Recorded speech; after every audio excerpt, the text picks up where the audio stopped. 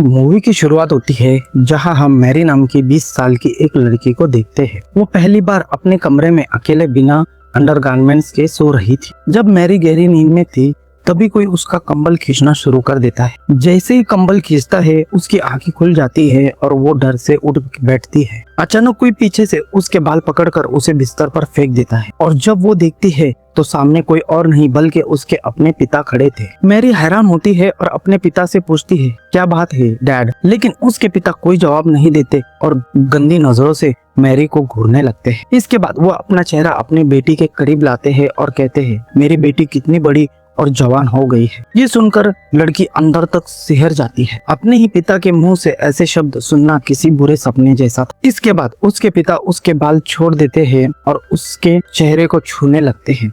Mary डर के मारे रोने लगती है और उसे समझ नहीं आता कि उसके साथ क्या हो रहा है। अचानक उसके पिता वहाँ से चले जाते हैं। अगली सुबह मैरी की माँ खाना बना रही होती है। तभी मैरी सोचती है कि क्या उसे अपनी माँ को बताना चाहिए कि पिछली रात उसके साथ क्या हुआ था। इसी बीच उसकी बहन मारिया भी नीचे आ जाती है और उसका भाई भी आकर टेबल पर बैठ जाता है। थोड़ी देर बाद उसके पिता भी आते हैं और टेबल पर बैठ जाते हैं और वो ऐसे व्यवहार करते हैं जैसे उन्होंने पिछली रात कुछ किया ही ना हो। मैरी सोचती है कि कल रात तो ये मुझे गंदी नजरों से देख रहे थे और आज इतने नॉर्मल कैसे है। इसलिए मैरी अपनी टेबल से उठती है और वहाँ से चली जाती है। तभी उसकी माँ अचानक गुस्सा हो जाती है और खाने को टेबल पर रख देती है। वहाँ मौजूद किसी को समझ नहीं आता कि घर में क्या हो रहा है।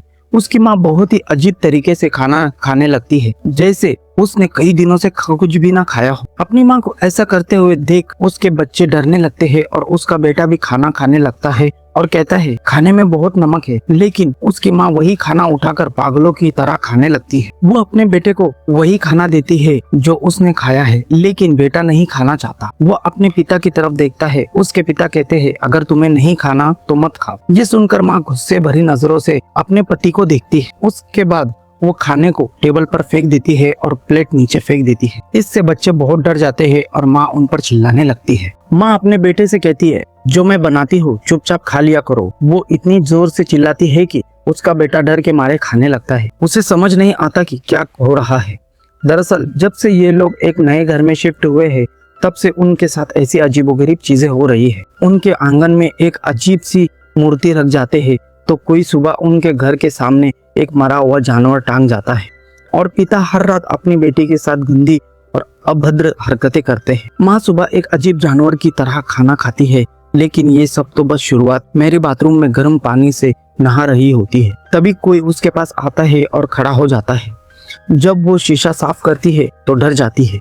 उसकी जुड़वा बहन मारिया उसे डराती है, लेकिन जल्दी पता चलता है कि उसकी बहन बस मजाक कर रही थी। इसके बाद ये दोनों बहनें अपने कमरे में जाते हैं, जहां अपनी बहन मारिया को बताती है कि कैसे उसके पिता हर रात उसके कमरे में आते हैं और अजीब हरकतें करते हैं। मारिया को ये यकीन नहीं होता कि ये सब उसकी बहन के साथ हो रहा है।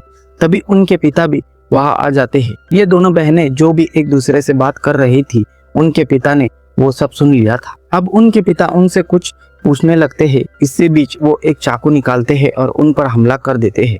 मैरी उन्हें नीचे धकेल देती है और फिर ये दोनों बहनें वहां से भाग जाती है। लेकिन फिर अचानक उनके पिता फिर से उनके सामने आ जाते हैं और मैरी के बाल पकड़ लेते हैं। वो इन दोनों को थोड़ी देर देखते हैं, फिर मैरी को नीचे फेंक देते हैं।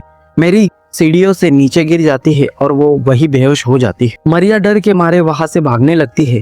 जब वो पीछे मुड़कर देखती है तो पाती है कि उसके पिता उसका पीछा नहीं कर रहे हैं। उसके पिता स्टोरेज रूम में जाते हैं और वहां से एक बड़ा हथौड़ा लेकर बाहर आते हैं। दूसरी तरफ मैरी को भी होश आता है और वो अपनी बहन को ढूंढने लगती है।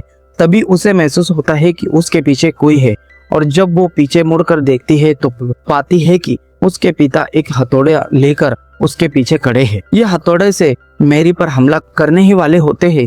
तभी वो जोर से चिल्लाती है, जिससे उसके पिता रुक जाते हैं। मारिया अपने पिता के चेहरे पर बेल्ट से मारती है, लेकिन उसके पिता को कुछ नहीं होता। उसके बाद वो हथौड़े से भी उन पर हमला करते हैं, लेकिन वो झुक जाती है और हथौड़ा दरवाजे पर लगता है। तभी नीचे से एक जानी पहचानी आवाज आती है। वो आवाज किसी और की नहीं बल्कि उनके पिता की ही थी, जो ऊपर आ रहे थे। अपने पिता की आवाज सुनकर ये आदमी हथौड़ी को नीचे फेंक देता है और दूसरे कमरे में चला जाता है। तभी पिता ऊपर आते हैं जो बहुत डरे हुए थे।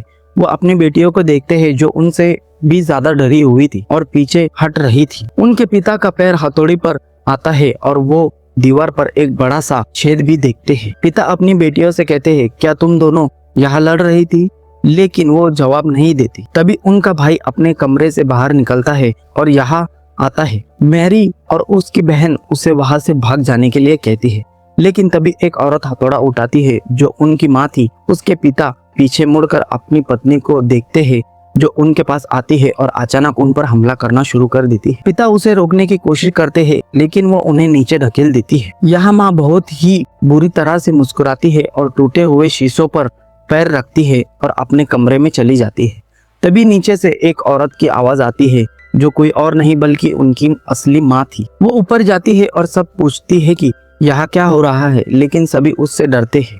पिता डर के मारे कमरे में का दरवाजा खोलते हैं लेकिन कमरे में कोई नहीं होता। पिता जमीन पर पड़े हथौड़े को देखते हैं। फिर वो अपनी बेटी के पास जाते हैं और पूछते हैं क्या हुआ, लेकिन मैरी और उसकी बहन अपनी माँ से डरे हुए इसलिए वो जवाब नहीं देते। अगले दिन पिता अपने भाई को घर बुलाते हैं जो चर्च के फादर थे।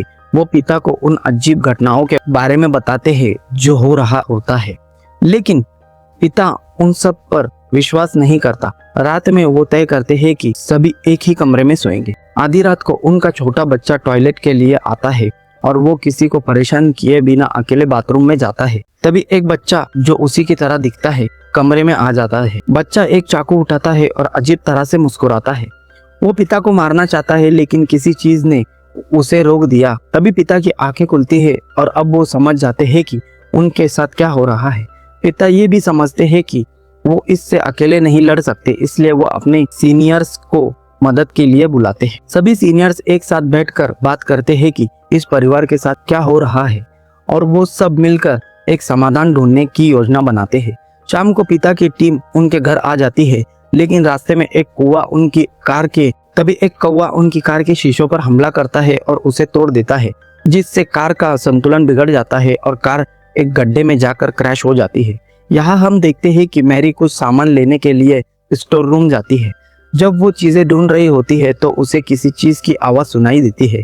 जब वो पीछे मुड़कर देखती है तो दीवारों की वॉल फायर की खिड़की खुली होती है। तभी अचानक लाइट चली जाती है और वो अपने फोन के फ्लैश जलाकर अंगीठी की तरफ जाने लगती है, लेकिन तभी उसे अपनी बहन मारिया की आवाज सुनाई देती है और जब वो पीछे मुड़कर देखती है तो वो बुरी शक्ति मैरी को दीवार पर अंगीठी में खींच लेती है और उसमें आग लगा देती है, जिससे मैरी वहीं मर जाती है। दूसरी तरफ पिता अपनी बेटी मारिया को बिस्तर से बांध देता है क्योंकि उन्हें लगता है कि शैतान ने मारिया का रूप ले लिया है। उनकी पत्नी उन्हें समझाने की कोशिश करती है लेकिन वो कहते हैं कि इन सब को ठीक करने का यही एक तरीका है। आधी रात को पिता खून से लथपथ होकर अपने घर आते हैं और उन्हें बताते हैं कि सभी फादर मर गए हैं, इसलिए अब हमें जो कुछ भी करना है वो हमें ही। अब शैतान ने पिता का रूप ले लिया था क्योंकि असली पिता दुर्घटना वाली जगह पर बेहोश पड़े थे जहां उनकी कार क्रैश हुई थी। उनका भाई अपने घुटनों पर गिर जाता है और भीख मांगता है, कुछ करो, हमें इस शैतान से बचा लो, नहीं तो ये सबको नुकसान पहुंचाएगा। वो अभी भी शैतान को अपना भाई और अपनी बेटी मारिया समझ रहा। ये सुनकर शैतान पिता मोमबत्तियां जलाता है और मारिया पर पवित्र जल डालता है, लेकिन मारिया को समझ नहीं आता कि क्या हो रहा है। शैतान पिता उसके पास जाते हैं और उसके सीने पर एक क्रॉस रखते हैं। इसके बाद शैतान पिता एक लड़की की छड़ी से मारिया को बेरहमी से मारना शुरू कर देते हैं। डर और दर्द में मारिया चिल्लाती है और पूछती है, आप मुझे क्यों मार रहे हो? शैतान पिता शांत हो जाते हैं और कहते हैं कि वो उसे बचाने की कोशिश कर रहे हैं, लेकिन फिर भी वो मारिया को लकड़ी की छड़ी से मारते रहते हैं। मारिया की माँ अब और नहीं सह पाती, वो चिल्लाती है, ये भूत भागने जैसा नहीं लग रहा है, ये मेरी बेटी को मार सकता है। वो पिता को पकड़ लेती है ताकि वो मारिया को मार ना सके। वो अपने पति को देखती है और कहती है, हम अब और नहीं कर सकते, ये बेहतर होगा कि हम सब एक साथ मर जाएं। लेकिन तभी वो अपनी पत्नी को धोखा देता है, अपने भाई से अनुष्ठान जारी रखने के लिए कहता है। तब उनकी पत्नी कहती है, तुम एक कायर हो, तुम गलत का साथ दे रहे हो। ये सुनकर उसका पति गुस्से में उसका गला घोटना शुरू कर देता है, लेकिन उसकी पत्नी कांच की बोतल उठाकर उसके सिर मार देती है, लेकिन उसका पति भी उसका सिर पटक देता है और उसे परिवार के फोटो फ्रेम में मार देता है, जिससे उसकी पत्नी वही बेहोश हो जाती है। ये देखकर शैतान पिता हंसने लगते हैं। मारिया के पिता को सब कुछ समझ आने लगता है। वो गुस्से में शैतान पिता पर हमला करने की कोशिश करता है, लेकिन शैतान पिता उसे एक हाथ से फेंक देते हैं और उसे घायल कर देते हैं। फिर वो अपने बेटे को देखते हैं जो डर के मारे रो रहा होता है। वो अपने बेटे से वहां से भाग जाने के लिए कहते हैं। ये सुनकर बेटा वहां से भाग जाता है। शैतान पिता कांच का एक टूटा हुआ टुकड़ा उठाते हैं और मारिया के पिता को मारने लगते हैं। तभी असली पिता वहां पहुंच जाते हैं। वह तुरंत मंत्र पढ़ना शुरू कर देते हैं, जिससे बुरी आत्मा वहां से गायब हो जाती है। असली पिता अपने भाई के पास आ जाते हैं। तभी स्टोर रूम में उनके छोटे बेटे को रोने की आवाज आती है। दोनों तुरंत स्टोर रूम की ओर भागते हैं। बच्चा अपने पिता को देखकर बहुत डर जाता है, क्योंकि उसे लगा कि वो शैतान पिता थे, लेकिन उसके पिता उसे समझाते हैं कि वही उसके असली पिता है। तभी बच्चा उसी अंगीठी की ओर इशारा करता है। जैसे पिता अंगीठी के पास जाते हैं और उसकी खिड़की खोलते हैं, उसमें मैरी का जला हुआ शरीर पड़ा होता है। ये देखकर पिता और उनका भाई दंग रह जाते हैं। तभी हम देखते हैं कि मारिया भी स्टोर रूम में आती है, जो बहुत घायल थी। वो अपने पिता को देखती है और पूछती है, आपने मुझे इतना दर्द क्यों दिया? लेकिन तभी असली पिता को कुछ शक होता है और वो उसके सामने लगे शीशे को कपड़ा हटाकर देखते हैं, जिसे मारिया के शरीर में से शैतान की शक्ति बाहर निकल आती है, क्योंकि शैतान ने अब मारिया का रूप ले लिया था। असली पिता मंत्र पढ़ना शुरू करते हैं, लेकिन शैतान पर इसका कोई असर नहीं होता। वो भी अपने पिता के साथ मंत्र पढ़ना शुरू कर देता है। इसके बाद शैतान पिता पर हमला करता है और पिता को जमीन पर गिरा देता है और उनका गला घोटना शुरू कर देता है। लेकिन तभी पिता का भाई पीछे से शैतान पर पवित्र जल डालता है, जिससे शैतान कमजोर हो जाता है।